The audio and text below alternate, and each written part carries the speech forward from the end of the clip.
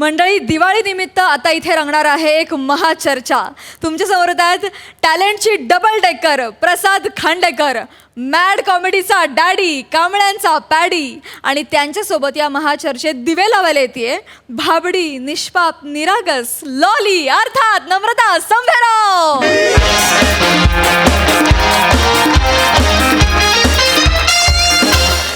नमस्कार मंडळी, नमस्कार मंडळी, नमस्कार मंडळी.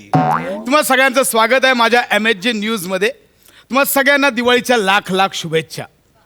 दिवाळी, दीपावली, दीपोत्सव, दिव्यांचा उत्सव, कितीतरी नावाने हा सण आपण साजरा करतो. हा सण आपल्या आयुष्यात चैतन्य आणि आनंद आणतो. आणि आता एवढ्या जागतिक संकटानंतर आत्ताची दिवाळी कशी असेल हे नेमकं आपल्यालाही कळत नाही आहे. आणि यावरच माझ्या न्यूज शोमध्ये चर्चा होणार आहे. आणि या चर्चासत्रात चर्चा करण्यासाठी आज आलेत आपले प्रमुख पाहुणे. मी आमंत्रित करतो अभ्यासक आणि पर्यावरण प्रेमी पंढरीदादा कांबळे यांना. एकदा जोरदार टाळ्या.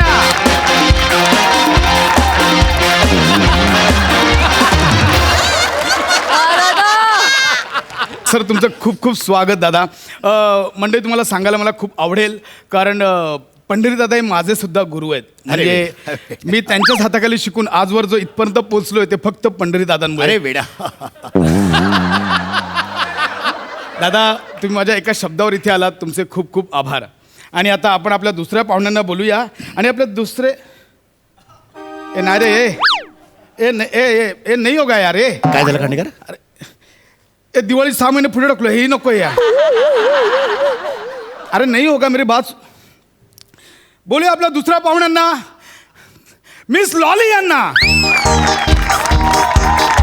लाली मैं लाली मेहनत में वाली दिल लेने आई.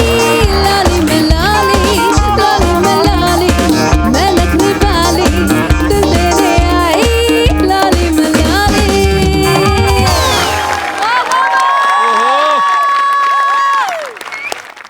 Hello everyone. Please don't flush it up. Please don't flush it up. Only click it up. Please. Hello everyone. So guys, this Diwali bring you so much prosperity and hippie pure.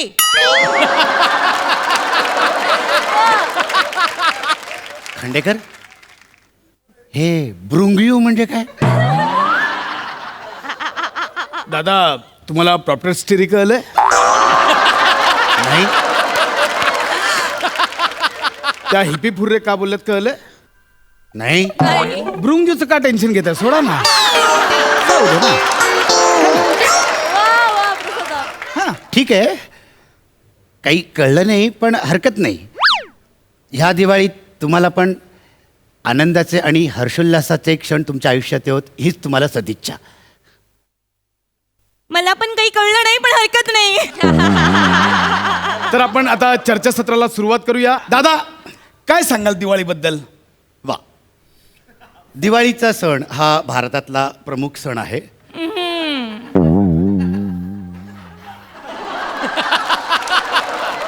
पावसाळा संपल्याच्या नंतर पीक हातात आलेलं असतं. काय करताय? ओ पीक हाती आलं, एवढं कशाला रिॲक्ट करताय? पीक हातात घेतलं ना, काटा टोचला. दादा, तुम्ही तिकडे बघा. अच्छा होतं, तिकडे बघून, तिच्याकडे नका बघू तुम्ही. तर पावसाळा संपून पीक हातात आलेलं असतं आणि शरद ऋतूच्या ऐन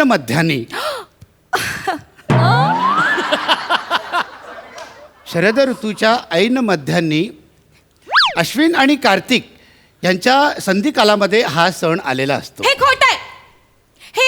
अश्विन कार्तिक शरद यांचा दिवाळीशी काही एक रिलेशनशिप नाहीये. म्हणजे हो, मला माहितीये, मला डिटेलिंग मध्ये माहितीये. अश्विन कार्तिक आणि शरद हे तिघं पण माझ्या मागे लागले होते. टपोरी कुठले? मला सगळं विचारा. मला विचारा दिवाळी केव्हा येते. केव्हा येते? यु नो गाईज, दिवाळी ही दरवर्षी दिवाळीच्या सुट्टीत येते. नको ना, बोलतायत ना ते. यू आर लॉईंग नॉटी पुंडरी. एक मिनिट. हे बघा लॉलीजी, तुम्ही दादांशी अशा भाषेत नाही बोलू शकत. नाही खांडेकर, बोलू दे रे, खूप दिवसांनी असं कोणतरी असं लाडाने एकदम. दादा काय चाललंय तुमचं? ते मोठे अभ्यासक आहेत. ओ त्यांनी ऋतूंबद्दल सांगितलं ना, ऋतूंबद्दल सांगितलं हा, तुम्ही. ते म्हणजे शरद, अश्विन, हे कार्तिक हे तुमच्या मित्रांची नाव आहे. या मित्रांची नाव आहेत. आणि मग फाल्गुन तो तर म्हणजे जुना मित्र आहे माझा. आणि चैत्र चैत्र तर आता मैत्र झालाय माझा एकदम रिसेंट मध्ये. आणि भाद्रपद. भाद्रपदच्या तोत्रीतच देणार आहे मी भेटल्यावर एकदा. नाही नाही, हे बघा म्हणजे नॉटी नॉटी लब्बाड. नाही नाही, तुम्ही बोलताय ना ते तुमच्या मित्रांबद्दल बोलताय. मी तुम्हाला मराठी महिन्यांबद्दल सांगतोय.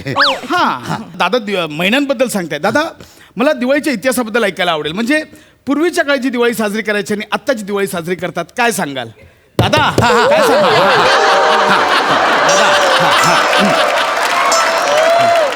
तर उपलब्ध पुराव्यानुसार दिवाळी ही साधारण 3000 वर्षांपासून साजरी केली जाते. नरक चतुर्दशीला आपण अभ्यंग स्नान करतो.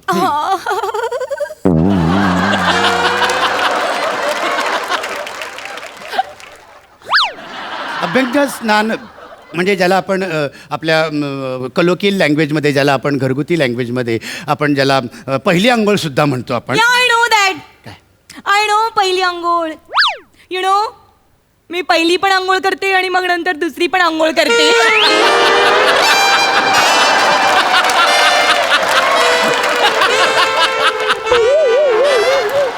मी पहिली पण आंघोळ करते, दुसरी पण आंघोळ करते, म्हणजे मी सकाळी पण आंघोळ करते आणि रात्री पण आंघोळ करते. दोनदा माणसाने आंघोळ करायची असते.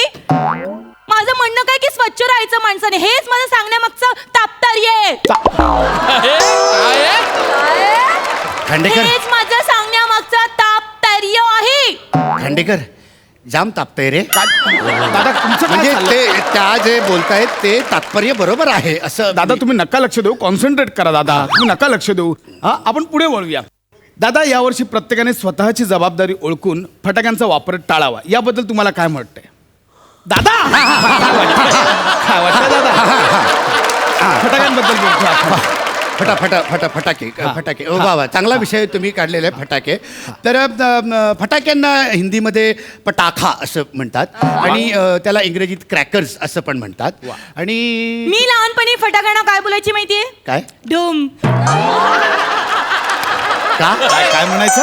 मी लहानपणी फटाक्यांना ढूम बोलायची. का का कारण सगळे मला ना फटाका बोलायचे, म्हणून मी सगळ्यांना ढूम बोलायची फटाक्यांना. कधी एकदा फटाक्यांचा विषय निघतो आणि स्वतःला फटाका म्हणून घेता, असं झालं असेल ना तुम्हाला? या. हा, तर मी खांडेकर मी काय सांगत होतो की की म्हणजे आपल्या ज्या ग्रंथांमध्ये असं जे लिहिलेलं आहे की म्हणजे आपल्याकडे म्हणजे जे दादा नका बघू तिकडे, चांगलं बोलतो चाललंय तुमचं, इकडे बघा. सगळं ठरवून आलेलो सगळं मी.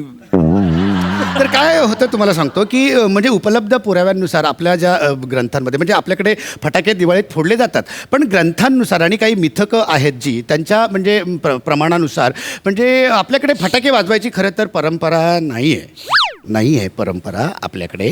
आणि म्हणजे त्या ग्रंथांनुसार म्हणजे आपल्याकडे म्हणजे दिवाळी हा सण जो आहे तो दिव्यांचा आणि आनंदाचा क्षण आहे. आणि त्याच्यातमध्ये म्हणजे फटाके वाजवण्याचे असे जे मोठमोठ्या आवाजांचे फटाके वाजवण्याचे उल्लेख आहेत ते कुठेही आपल्याला दाखले त्याचे दिसत एक नाहीत. एक मिनिट. का नाही वाजवायचे फटाके? मला तर सगळे फटाके खूप आवडतात. You know I just love फटाके. प्रत्येक फटाक्यामधनं, सगळ्या फटाक्यांमधनं काही ना काही शिकण्यासारखं आहे. यु नो काय करायचं, थांबायचं की निघायचं? स्किट तू लिहिलेस, तू कॉल घे. नाही तसं नाही, ती सगळ्या फटाके बोलले म्हणजे तिचं आता एक पत्र चालू होणार म्हणून म्हटलं, बाकी काही नाही. नाही, मी खरंच ते सांगते. मी रॉकेटकडनं हे शिकली की उंच उडायचं असेल तर बाटली खूप गरजेची आहे. मी भुईचक्राकडनं काय शिकली की असं मुक्तपणे बागडायचं आणि मग कुठे पण घुसायचं. कधी इकडे घुसायचं, कधी गोल गोल गोल गोल परत तिकडे घुसायचं. असं मी शिकली भुईचक्राकडनं. आणि यु नो 7 शॉट्स. 7 शॉट फटाके, त्याच्याकडनं मी काय शिकली? स्टॅमिना. त्याच्याकडनं मी स्टॅमिना शिकली. म्हणजे 7 वेळा पेटायचं आणि 7 वेळा फुटायचं. काय स्टॅमिना लागतो याच्याकडनं मी स्टॅमिना शिकली. आणि पाऊस, प्रेम करण्यासाठी फ्लो काय पाहिजे हे मी पावसाकडनं शिकली. आणि एवढं काय, सगळ्यात माझा आवडता फटाका कुठला आहे माहितीये? सगळ्यात आवडता फटाका सगळ्यात आवडता फटाका नागगोळी.